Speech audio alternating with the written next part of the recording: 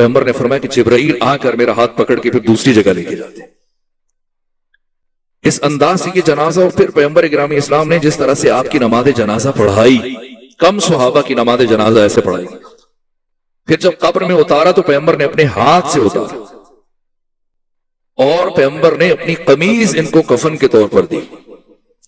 تو جب ان کو دفن کیا گیا، پیغمبر کافی دیر ان کی قبر پر رکے، اور جب پلٹ کے آئے تو سعد بن معاذ کی والدہ نے کہا کہ یقیناً میرا بیٹا جنتی۔ یہ بات پیغمبر تک پہنچی تو بلایا ان کی، کہاں سے آپ سمجھتے ہیں کہ آپ کا بیٹا جنتی؟ کہا جب آپ نے نماز جنازہ پڑھی اور اس شان کے ساتھ جنازہ پڑھائی اور ننگے پاؤں اس کے جنازے میں شرکت کی، اور دفنانے کے بعد بھی اس کی قبر پہ بیٹھے اور دیر تک دعائیں پڑھتے رہے، کہا وہ سب درست ہے، لیکن آپ کا بیٹا فشار قبر میں مبتلا۔ عرض کہ یا رسول اللہ، یہ سب جو آپ نے کیا اس کے باوجود کہاں؟ اس لیے کہ وہ اپنے عیال کے ساتھ، گھر والوں کے ساتھ بدخلقی کا مظاہرہ کرتا ہے۔ برزخ بہت اہم ہے، قیامت بعد کا مرحلہ ہے، اس سے پہلے برزخ، برزخ سے پہلے موت۔ موت کے وقت ہر انسان 5 زوات کو ضرور دیکھے گا، جو اس ضمن میں بہار کی تیسری جلد کو دیکھتے ہوئے میں نے روایات کو دیکھا۔ ایک خود جو مولے متقیان کی معروف حدیث ہے، اور ہر امام نے، اکثر ائمہ نے اس سے متعلق، امام رضا نے بیان فرمایا، امام ششم نے بیان فرمایا، امام ہفتم نے بھی،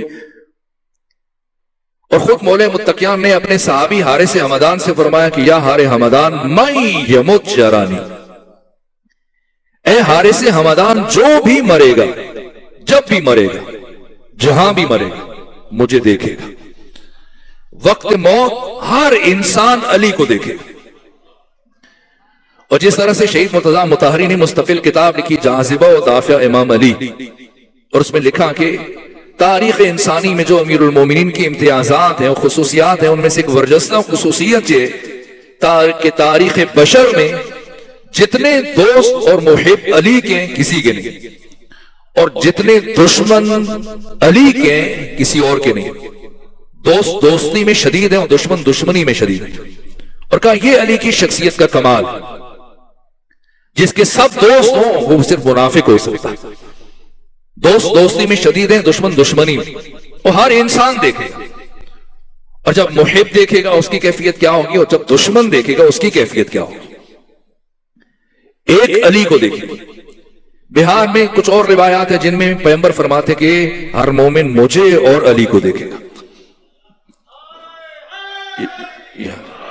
اور کچھ روایات ہیں جس کے مطابق 14 کو دیکھا جائے گا۔ اللہم صلی علی محمد وعلی۔ دوسرے مرحلے میں ابلیس کو دیکھا جائے گا، اور وقت موت بہرحال ابلیس مجسم ہو کر انسان کے سامنے آئے، اور ابلیس کی یہ پوری کوشش ہوگی کسی طرح سے حالت ایمان میں اس کی موت نہ ہو۔ اب واقعات کا ایک سلسلہ ہے، اگر میں وہ جزیات کو بیان کرنا شروع کر دوں تو شاید بہت وقت گزر جائے۔ ایک علی، اور دوسری روایت کے مطابق محمد علیہ السلام اور علی علیہ السلام، اور تیسری روایت کے مطابق چہاردہ معصومین۔ بہرحال حقیقت محمدی وہ حقیقت مجردہ، ایک ہو، دو ہو یا 14 ہو، ایک ہی بات۔ دوسرے مرحلے میں ابلیس، تیسرے مرحلے میں ملائکہ، چوتھے مرحلے میں انسان کا عمل خیر مجسم ہو کر آئے گا، اور 5ویں مرحلے میں خود انسان کے اعمال بد یہ بھی مجسم ہو کر آئیں گے۔ وقت موت، اس سے متعلق قرآن مجید نے جو گفتگو کی ہے انسان کی وفات سے متعلق، سورہ مبارکہ زمر کی آیت نمبر 42 میں پروردگار نے فرمایا کہ اللہ یتوفی الانفس حین موتہا، کہ اللہ انسان کی روح کو قبض کرے گا۔ اور سورہ مبارکہ سجدہ کی 11 نمبر آیت میں کہا کہ ملک الموت یعنی اسرائیل تمہاری روح کو قبض کرے گا۔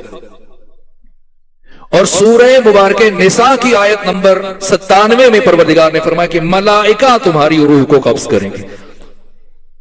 تو کیا یہ اختلاف ہے کہ سورہ زمر میں فرمایا خدا تمہاری روح کو قبض کرے گا، سورہ سجدہ میں فرمایا کہ اسرائیل ملک الموت تمہاری روح کو قبض کرے گا، اور سورہ نساء میں فرمایا کہ ملائکہ تمہاری روح کو قبض کریں گے؟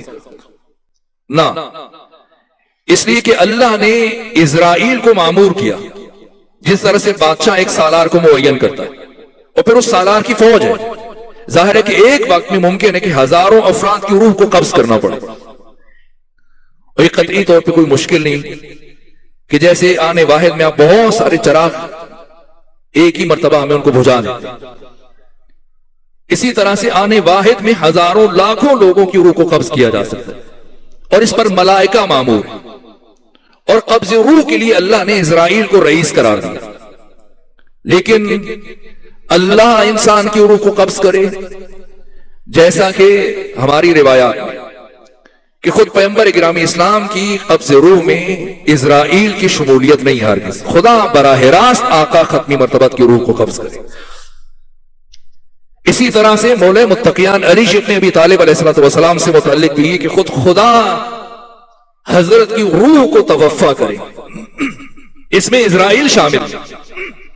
بلکہ جو میں نے پڑھا رسالہ معراجیہ میں پیغمبر کی احادیث کہ شب معراج جب فرشتوں کی صفوں کے درمیان سے گزر رہے تھے تو اسرائیل نے پیغمبر کو دیکھا تو بہت مضطرب تھے، پریشان تھے، جسے دیکھ کر دوسرے پریشان ہوں وہ پیغمبر کو دیکھ کے پریشان ہیں۔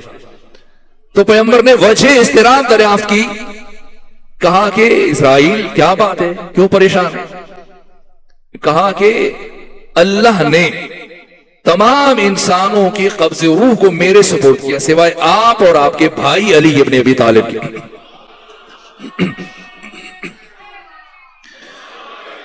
اور خود میری روح کے قبض کرنے کو حق تعالیٰ نے آپ کے بھائی علی ابن ابی طالب کے سپورٹ کیا۔ تو جب آپ زمین پر تشریف لے جائیں تو اپنے بھائی علی کے سامنے میری سفارش کیجیے گا کہ اسرائیل عرض کر رہے تھے کہ میرے ساتھ نرمی سے پیش آئیے گا۔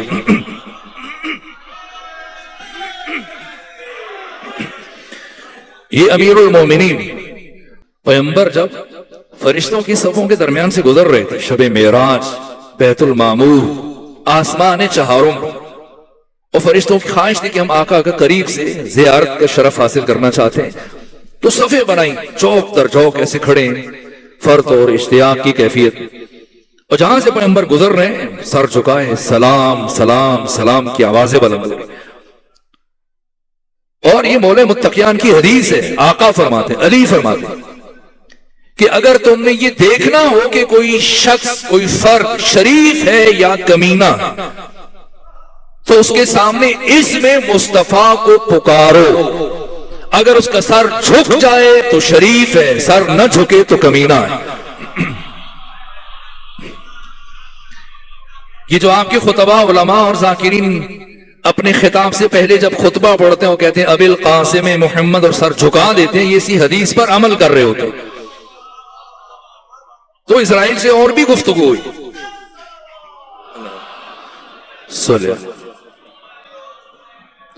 تو پیغمبر فرشتوں کی صفوں کے درمیان سے گزر رہے ہیں، اور جہاں سے گزر رہے ہیں فرشتے سر جھکائے کمال ادب سے سلام سلام کی آوازیں بلند ہو رہی ہیں، اور ایسے میں اسرائیل سے ملاقات۔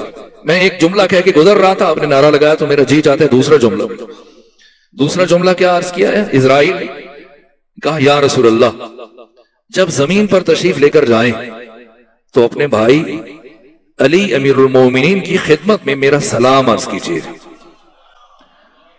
تو پیغمبر نے ہم تک یہ بات پہنچانے کے لیے تاکہ سند بن جائے پوچھا اتعرف علی ابن ابی طالب، جانتے ہو علی کو؟ تو کیا جواب دیا کہ فکیف لا اعرفہ، میں علی کو کیسے نہ پہچانوں، لقد امرنی اللہ، اللہ نے مجھے یہ حکم دے رکھا ہے، اللہ اقبض روح شیعت علی ابن ابی طالب الا باذنہ، چاہے خدا براہ راست روح قبض کرے کہ وہ دو ہستیاں ہیں جو قرآن میں بیان کیا سورہ زمر آیت نمبر 42 میں، یا پھر اسرائیل اور ملک الموت جو سورہ سجدہ میں بیان کیا، یا پھر ملائکہ میں سے کوئی دوسرا کہ جو اسرائیل کی سرپرستی میں کسی کی روح کو قبض کرے۔ لیکن یہ اسرائیل بیان کر رہے کہ میں یا میرے تحت کام کرنے والے فرشتے، ہمیں خدا نے یہ حکم دے رکھا ہے کیا کہ ہم اس وقت تک کسی مومن کی روح کو قبض نہ کریں جب تک کہ علی ابن ابی طالب کی طرف سے اجازت نہ آ جائے۔ کس درجہ کریم. کیوں اللہ نے مومن کی موت کو اور مومن کی قبض روح کو علی ابن ابی طالب علیہ الصلوۃ والسلام کی اجازت کے ساتھ مشروط قرار دیا. یہ ایک طرف اللہ کی رحمت کی تجلی کا ظہور ہے اور دوسری طرف امیر المومنین کی اپنے مومنوں کے ساتھ محبت کا عالم. مبادا میرا کوئی مومن حالت گناہ میں اس کی موت نہ ہو جائے, گناہ میں مصروف ہو, اس دوران میں اسرائیل آ جائے یا کوئی ملک اس کی روح کو قبض کر, یا پھر گناہ کر چکا ہو ابھی تک توبہ نہیں کی, تو اس حالت میں اس کی موت نہ آنے پائے.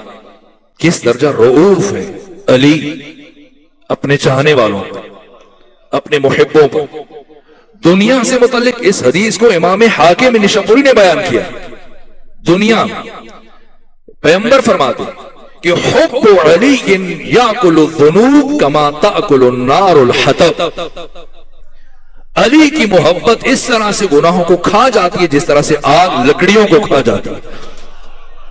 یہ زندگی اور وقت موت اگر کوئی امید ہے تو اس امید کا نام علی ابن ابی طالب.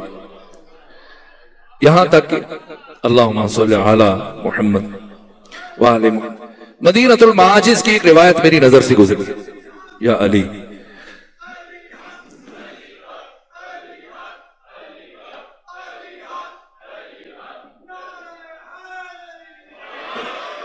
مدینۃ المعاجز ایک روایت طویل ہے, میں مختصر کر کے عرض کروں, چند باتیں اور بھی عرض کرنا چاہتا ہوں.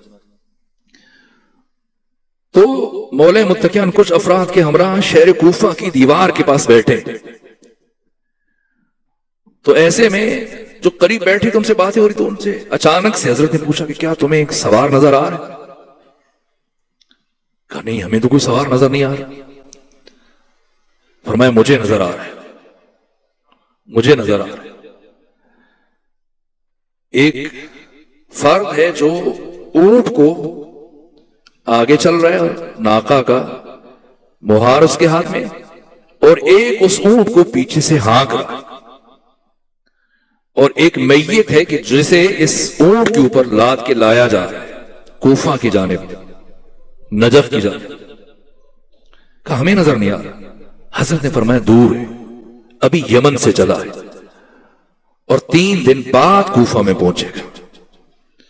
اور وہ افراد متجسس تھے کہ حضرت نے فرمایا پتہ نہیں کوئی 3 دن بعد آئے گا یا نہیں, اور ایسے ہوا.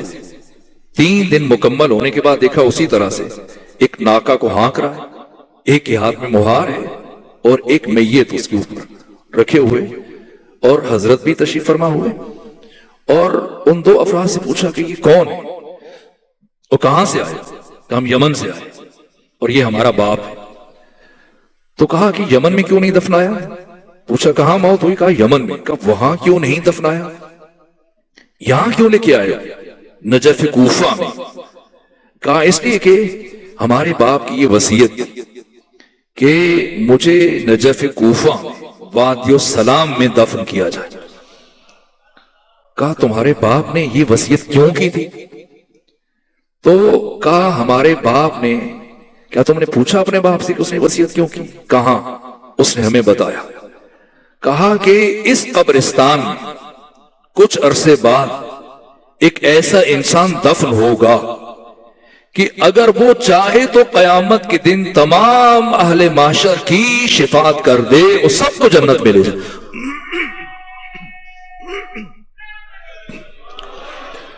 امیر المومنین نے یہ سنا تو فرمایا اللہ اکبر, تمہارے باپ نے صحیح کہا, ایسا ہی ہے. اللہ نے اس شخص کو یہ اختیار دیا کہ اگر چاہے تو تمام اہل معاشر کو قیامت کے دن ان کی شفاعت کر دے. اور پھر 2 مرتبہ ایک جملہ تکرار کیا, فرمایا اللہ کی قسم وہ میں علی ہوں.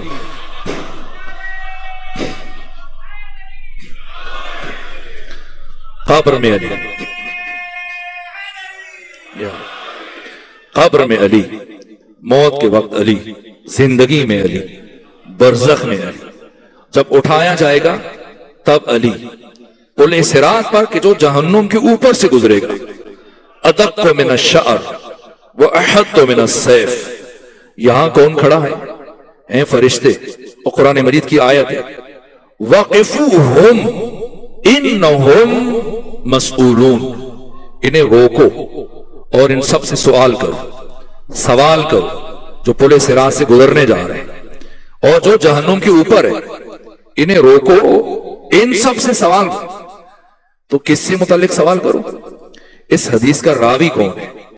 عبداللہ بن عثمان بن عامر، کہ پیغمبر نے فرمایا کوئی انسان اس وقت تک پل صراط کو عبور نہیں کر سکتا، اور میں اگر آسان لفظوں میں کہوں تو جب تک کہ اس کے پاسپورٹ پر علی کی ولایت کا ویزا نہ لگا ہو۔